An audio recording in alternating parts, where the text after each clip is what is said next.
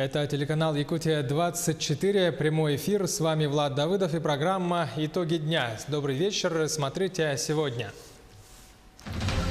Главное, чтобы не нарушались права граждан. Судебная система в России изменится. В каком плане и чего это коснется? Мусорный вопрос. В Южной Якутии займутся сбором, переработкой и размещением мусора, однако исполнителю может не хватить на это ни сил, ни денег. Что за проблема, о чем идет речь? Новый дом, новая жизнь. В Нерингре торжественно ввели 9-этажный дом в микрорайоне Сосновый. Жителям уже скоро вручат ключи. Продолжится ли работа программы переселения? Якутян в промышленность. Золотодобывающая компания «Полюс Алдан» привлекла к себе на работу более 100 жителей республики. Каким образом там подбирают кадры, с какими показателями работает предприятие сегодня? Первое впечатление самое важное. Новые красные автобусы вышли на столичные маршруты. На каких линиях они работают и как себя показывают? Безопасности прежде всего. В Нерингре ГИБДД и местные жители провели акцию. Они призвали пешеходов быть бдительнее при переходе улиц.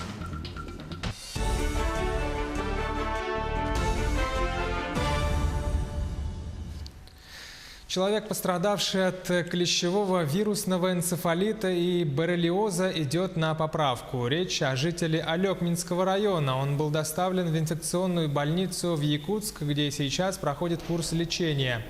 Напомним, что он не был привит против клещевого вирусного энцефалита. С его слов, укусы клещами были месяц назад, 19 июня в шею и 4 дня спустя в подмышечную область. Это произошло в лесу вблизи села Токка. После укусов за медпомощью потерпевший не обращался. Клещи он оторвал и выбросил самостоятельно. На сегодняшний день состояние больного стабильное. Средней степени тяжести, самочувствие неплохое. Остались, конечно, имеются некоторые нарушения в части, нарушения периферических нервов, и симптомы поражения центральной нервной системы, но идет на поправку.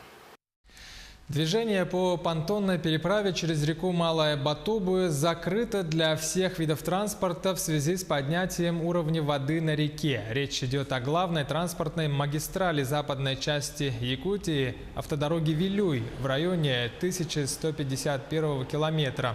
Об этом нашему телеканалу сообщили в пресс-службе управления автодороги. Там отмечают, что переправа была закрыта в понедельник на несколько часов. Затем движение возобновилось, но в ночь с понедельника на вторник вода снова поднялась.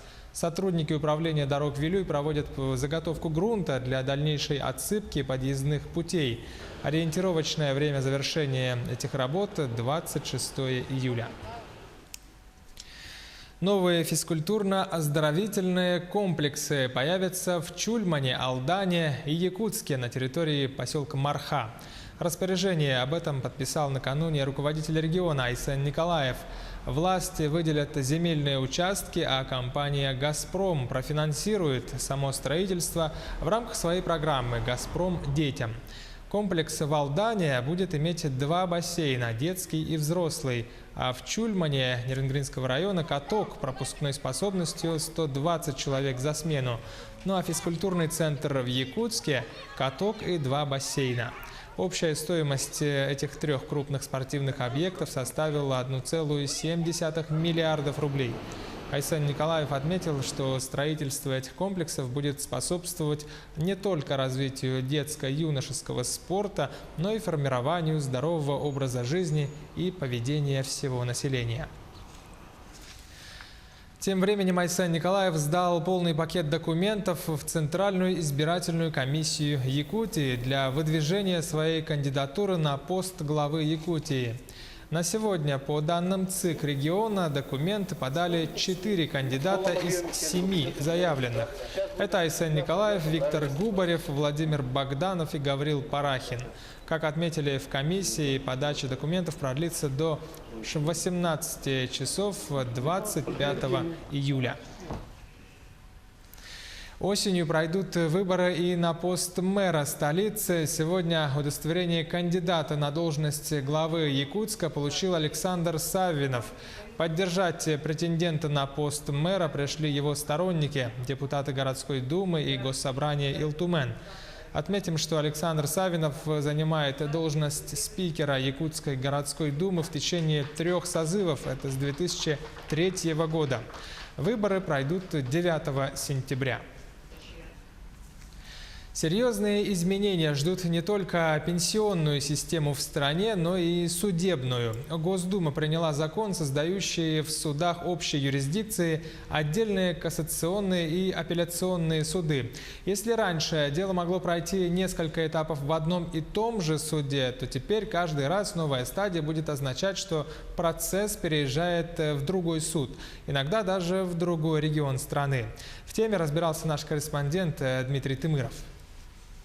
По новому закону апелляционный суд будет рассматривать дела, не вступившие в силу судебные акты, но принятые в первой инстанции. Кассационный суд будет являться вышестоящей инстанцией для федеральных судов, общей юрисдикции и мировых судей. В его компетенции будет входить рассмотрение дел и по жалобам и представлениям, не вступившие в силу судебные акты, а также дела по новым и вновь открывшимся обстоятельствам. Новые суды будут действовать в пределах соответствующих судебных округах. То есть для нашей республики апелляционной инстанцией будет являться Новосибирский областной суд, а кассационной инстанцией, то есть по судебным решениям, которые вступили в законную силу, это Приморский областной суд, то есть город Владивосток. Но несмотря на это, внутренняя апелляция остается за Верховным судом Республики Саха-Якутия. То есть те решения, которые будут постанавливаться районными городскими судами мировой юстиции, они будут рассматриваться и пересматриваться внутри Республики Саха-Якутия.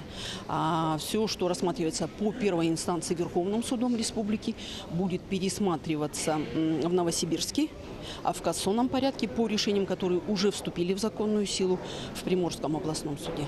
Как сообщил российской газете председатель комитета Госдумы по государственному строительству и законодательству Павел Крашенников, при разработке законопроекта учитывались региональные особенности и судебная активность в субъектах Российской Федерации. И все это не будет нарушать права граждан. И это отмечают наши судебные инстанции. Но я не думаю, что это будет существенно нарушать права граждан и участников судебного разбирательства, потому что сейчас вот именно вопрос по новым технологиям, которые внедрены уже в судебную систему, они активно у нас используются. Вопросы информатизации и автоматизации судов в Якутии сегодня рассмотрели на заседании комиссии Совета судей Российской Федерации. В рамках модернизации судебной системы стоит вопрос о внедрении и развитии интернет-технологий. Задача, прежде всего, внедрения электронного правосудия – это обеспечение доступности правосудия для граждан и возможность людей обратиться за судебной защитой независимо от их места нахождения, места проживания. Это, в свою очередь, повышает и открытость судебной системы, уровень доверия граждан к судебной системе и авторитет судебной власти. Так, в целом в стране законом будет создано 5 апелляционных и 9 кассационных судов, а также по одному военному кассационному и военному апелляционному суду. Все они будут размещены на разных субъектах страны. Нововведения вступят в силу в следующем году, но председатели должны быть назначены в течение ближайших 3 месяцев, до 15 октября 2018 года. Реформа судебной системы страны направлена на обеспечение независимости и самостоятельности судебных инстанций и, самое главное, на снижение коррупционных рисков.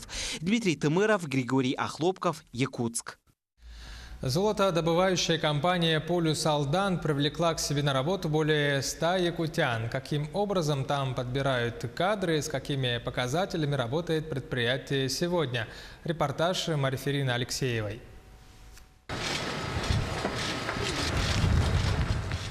Более 5 тонн золота в год – рекорд местных золотопромышленников. Сегодня «Полюс Алдан» добывает 37% всего рудного золота Якутии. В последние годы предприятие освоило новый способ добычи золота из-за балансовой руды с низким содержанием металла. Почему мы пошли по направлению кучного щелачивания? За 60 лет работы карьеров сформировался большой объем бедной руды. В рамках отработки ЗИФ она была бы неэффективна. Но мы понимаем, что в этой руде большое количество золота. И был спроектирован в течение 3 лет и построен такой комплекс, который сегодня позволяет отрабатывать эти забалансовые руды с содержанием 0,6-0,7 грамма на тонну именно этим методом. В 2017 году в рамках программы «Местные кадры в промышленность» компания трудоустроила десятки специалистов со всей республики, при том, что общая численность рабочих около 2000 человек.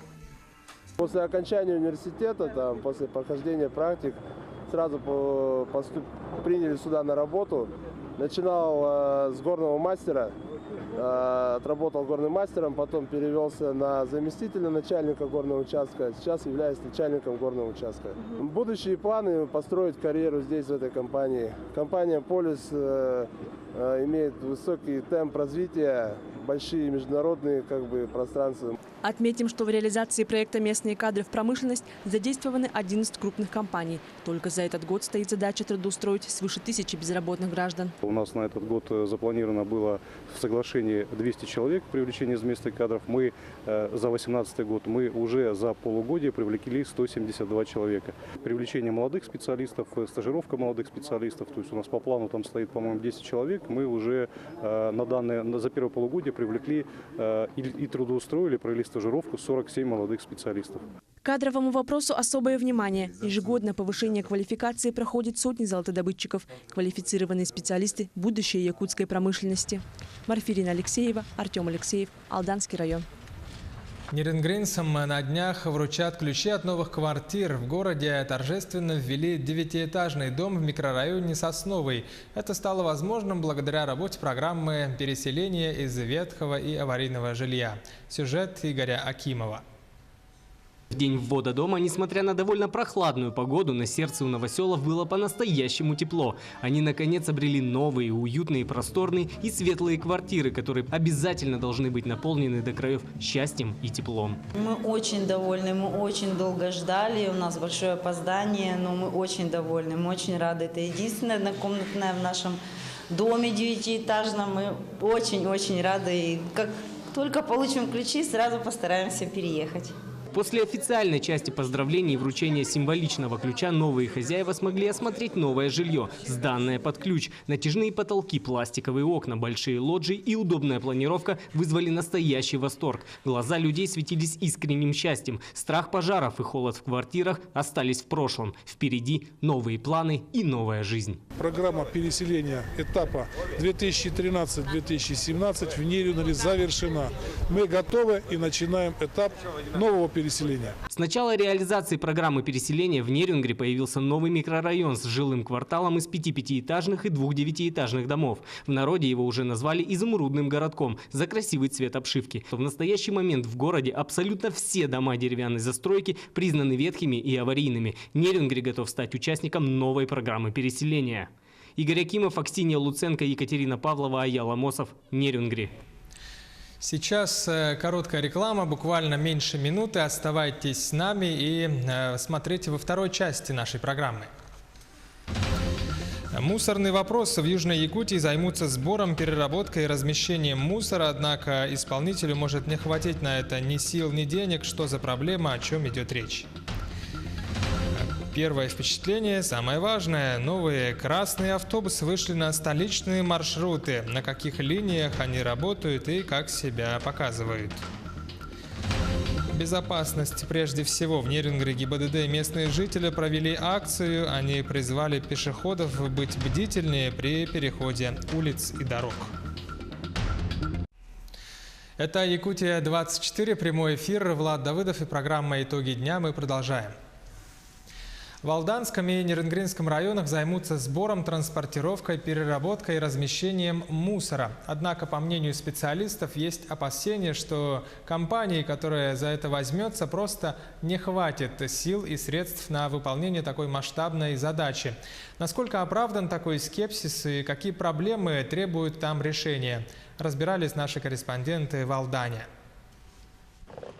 Региональный оператор по обращению с отходами – одно из нововведений нашего государства в мусорной сфере. Отходы образуются постоянно и в огромных количествах. Управлять ими достаточно сложно. Именно для улучшения регулирования процессов в данной области проводится реформирование системы обращения с ТКО. Однако необкатанная система, по мнению специалистов, не улучшит, а только усугубит и без того непростую ситуацию в мусорном бизнесе. Об этом министру ЖКХ республики рассказали алданские бизнесмены. Мы видели один вариант, и мы в прошлом году рекомендовали вашему предшественнику, главе администрации, просто провалить эти аукционы и оставить как есть. Региональному оператору, в нашем случае МУП-переработчик, понадобятся оборотные средства и материально-технические ресурсы на территории Алданского района. В планах переработчика заключить договор на транспортировку мусора с местным предприятием «Чистильщик», но данного оператора не устраивают условия, которые предлагает региональный оператор. Рекоператор заключает договора на размещение отходов с тем же чистильщиком, то есть отходы никуда не уйдут, они так и будут размещаться на полигоне. И транспортирование будет, по результатам конкурсного отбора, будет определен транспортировщик отходов.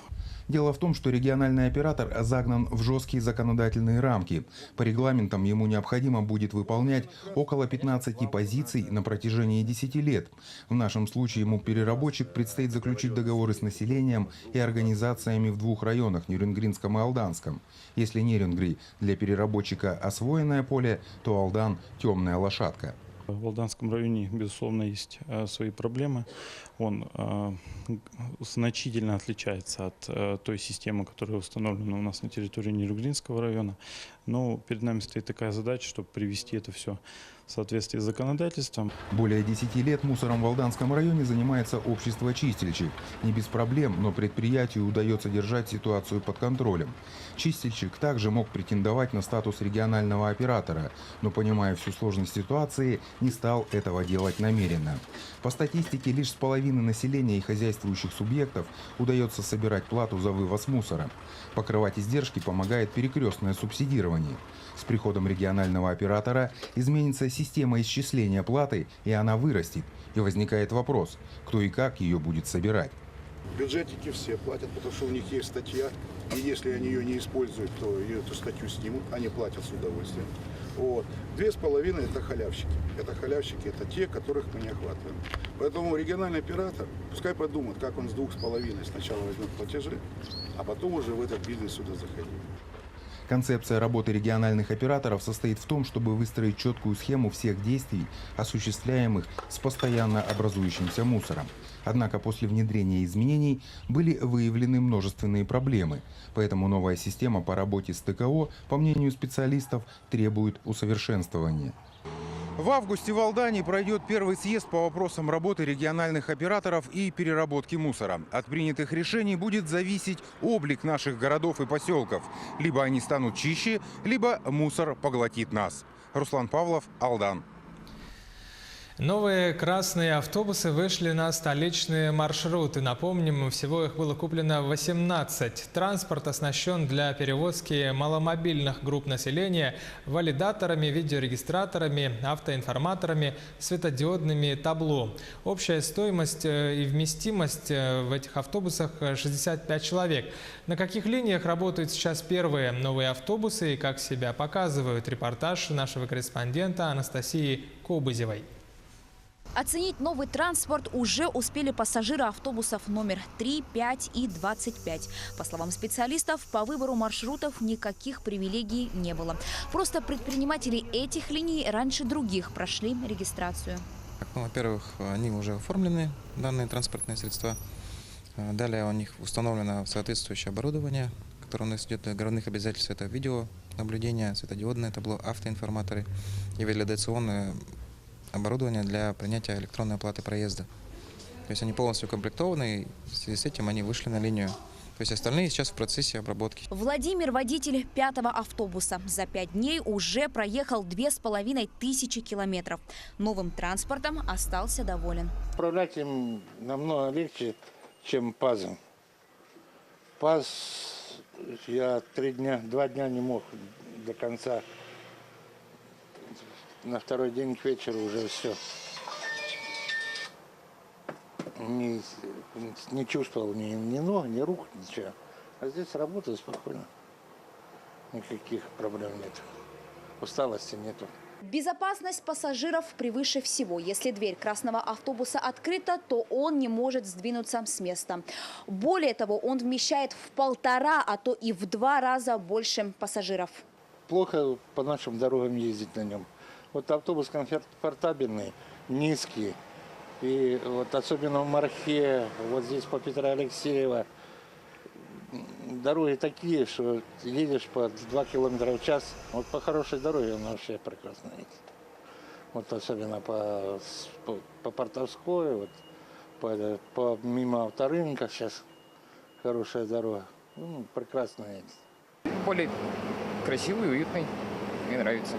Новый автобус меня очень впечатлил, так как появились новые перила, за которые можно очень удобно держаться. И что помогает как бы крепко стоять на ногах, скажем так. Все удобно, хорошо. Посадка нормальная, поднимаясь по лестнице, хорошо пожилым людям. Удобно автобус.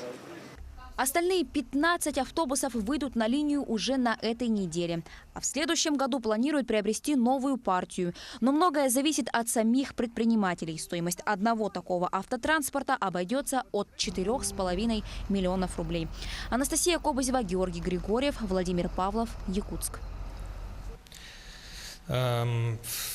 Трассу Витим-Пеледуй в Ленском районе капитально отремонтируют. На эти цели компания «Газпром» выделила более 80 миллионов рублей. Сбор заявок на участие в аукционе завершается 30 июля, а сами работы должны начаться уже в августе. На то, чтобы заняться ремонтом дороги, сейчас претендуют 3 подрядчика. Объем работ на участке между 2 крупными поселениями Ленского района очень большой. Трасса будет укреплена 50 тысячами кубометров скальника. Также на дорогу завезут 40 тысяч кубометров песчано-гравийной смеси. Также установят 20 водоотводных труб. В городе Ленске установили 2 пилларса около школ номер 2 и номер 5. Там разместили информацию о безопасности дорожного движения. Как сообщает пресс-служба администрации города, они носят предупредительный характер и направлены прежде всего на внимание водителей. Ну а в Нерюнгри ГИБДД местные жители провели профилактическую акцию. Участники нанесли на асфальте перед переходами надписи, призывающие пешеходов соблюдать правила дорожного движения. Сюжет Екатерины Павловой. В ходе профилактической акции с помощью баллончиков с краской и трафаретов на центральных улицах города перед нерегулируемыми светофором пешеходными переходами были нанесены надписи, призывающие пеших участников дорожного движения убедиться в безопасности перехода проезжей части и взять ребенка за руку, а велосипедистов сойти со своего транспорта и перевести его по правилам дорожного движения. Часто вижу, когда родители переходят через пешеходный переход, а тут очень достаточно интенсивное движение, и не держат своих детей за руку. Бывает так, что родители идут быстрее, ребенок медленнее. И это, конечно, вызывает некоторое опасение. Вот на сегодняшний день мы сделали такую акцию для того, чтобы сблизить и обезопасить всех жителей города Нерюнгри. Уверен, что данные знаки будут помогать людям, которые переходят. Они обязательно, думаю, будут обращать внимание на эти знаки. Как правило, юные участники дорожного движения становятся участниками ДТП либо по собственной неосторожности, либо по вине родителей, которые не соблюдают правила дорожного движения. Сотрудники ГИБДД надеются, что после такого призыва каждый, кто увидит около пешеходного перехода ребенка, обязательно возьмет его за руку и поможет перейти через проезжую часть. Социальный проект очень значимый, помогает молодежи адаптироваться к правилам дорожного движения. Это в основном несовершеннолетние, которые катаются на велосипеде или перебегают проезжую часть без разрешения взрослых. А также адаптируют взрослых, напоминают им правила дорожного движения, что нужно соблюдать правила перехода, пешеходного перехода. Возьми ребенка за руку, сними наушники, сойди с велосипеда. Организаторы акции планируют продолжить свою работу и написать обращение к пешеходам на асфальте по всему городу. Екатерина Павлова, Аяла Мосов, Нерюнгри. К другим новостям. Рекордное количество документов подали абитуриенты в медицинские институты СВФУ. В этом году более 1100 заявлений на 250 бюджетных мест. Таким образом, конкурс составил более 4 человек на одно место. Приемная комиссия вуза на этой неделе завершает прием документов у поступающих на бакалавриат и специалитет по результатам единого госэкзамена. Зарегистрировано почти 8,8 тысяч заявлений по всем направлениям подготовки, по программам бакалавриата и специалитета. Как рассказали нашему телеканалу в пресс-службе университета, самое востребованное среди абитуриентов направление – это лечебное дело, на которое подали более 450 заявлений. Дети-инвалиды, сироты и другие льготники теперь могут подавать документы на прием по отдельному конкурсу сразу на 3 факультета в 5 вузах, а не выбирать один, как раньше. Изменения в законе об образовании уже начали действовать. Как отмечает издание, речь идет о поступлении по квоте, которую для льготников выделяют высшие учебные заведения. Такие абитуриенты проходят по отдельному конкурсу, который на практике существенно ниже общего и имеют преимущество при зачислении. В Ленске проходит мероприятие, посвященное 275-летию города. В местном историко-краеведческом музее организовали мухтуйские посиделки. Там собрались семейные династии, старожилы и ветераны города, чтобы побеседовать о становлении и развитии Ленска. Рассказывает Светлана Балеева. Мухтуйские посиделки – это место, где старожилы города охотно вспоминают, как они делали свои первые шаги во взрослую жизнь в родном краю и какие трудности их подстерегали на этом пути. Встреча старых друзей была пропитана добром, радостью и теплом, ведь посиделки проводятся ежегодно уже больше 5 лет. Старожилы и ветераны ждут их с нетерпением. Ветеранам это очень нравится. Они заходим сюда, да? На улице встречаешь их, вот они с тросточками идут, грустные такие. Вы посмотрите, сегодня они пришли, у всех глаза засветились. Они все улыбаются, они, посмотрите, песни уже поют и счастливые. В этот день для коренных ленчан было организовано чаепитие, конкурсы и викторины. Звучали песни молодости, а творческие коллективы и сами сотрудники музея исполняли русские народные песни. Они вспоминают как раз за чаем о своем былом. Сегодня мы говорим как раз-таки о том, что вот 55 лет назад, когда еще Мухтуя была рабочим поселком, где какие у нас улицы были, какие объекты, как у нас рос и развивался наш город Ленск, и какими они были в те годы. Душевные разговоры о старой Мухтуе и были на первом месте посиделок. Татьяна Каратаева вспомнила свою Мухтую, как она, будучи молодым специалистом, приехала за мужем в маленький городок и осталась в нем навсегда. Когда я наступила вот на эту землю мухтуйскую, да, я была совсем молодой девушкой. Мне было 22 года, 4 месяца. Наступила я в Ленском аэропорту. Везет меня муж-геолог по Каландарашвили, по Мухтуе, по старой. А на домах, вы представляете, у меня такие были глаза, на домах висят таблички «Воды, воды». И я говорю: Виталя, а что, где горит? Дыма нет. Почему воды-то надо? Такая арена. А он говорит: да где же вода-то привозная? Как это, такая река огромная? Ты куда меня привез? Началось так мое знакомство с Мухтуей. Алексей Лапинский, ветеран Великой Отечественной войны, вспомнил старую Мухтую, маленькой и не очень озелененной. Была она, конечно, не такая, как сейчас. Сейчас ее как расстроили, и она благоустроена стала. Действительно, можно посмотреть, что действительно Мухтуя стала. Раньше она, конечно, озеленена была, а сейчас озеленили ее, все сделали. Действительно, хорошая стала. Все прозвучавшие воспоминания о городе навсегда останутся в памяти людей, которые взрослели вместе с Ленском. А то, что они сделали для города, навсегда останется на улицах, дорогах и в людях. Светлана Балеева, Виталий Андреев, Ленск. Чемпионка мира по волейболу сидя Алена Дмитриева впервые после триумфальной победы встретилась с прессой. Дмитриева участвовала в чемпионате в составе женской сборной России.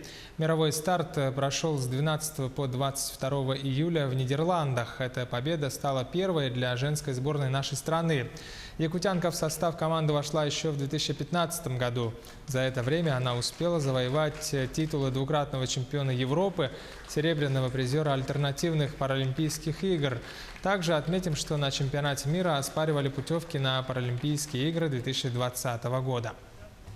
Я бы хотела собрать женскую команду и участвовать на чемпионате России. У меня это мечта уже, второй год уже.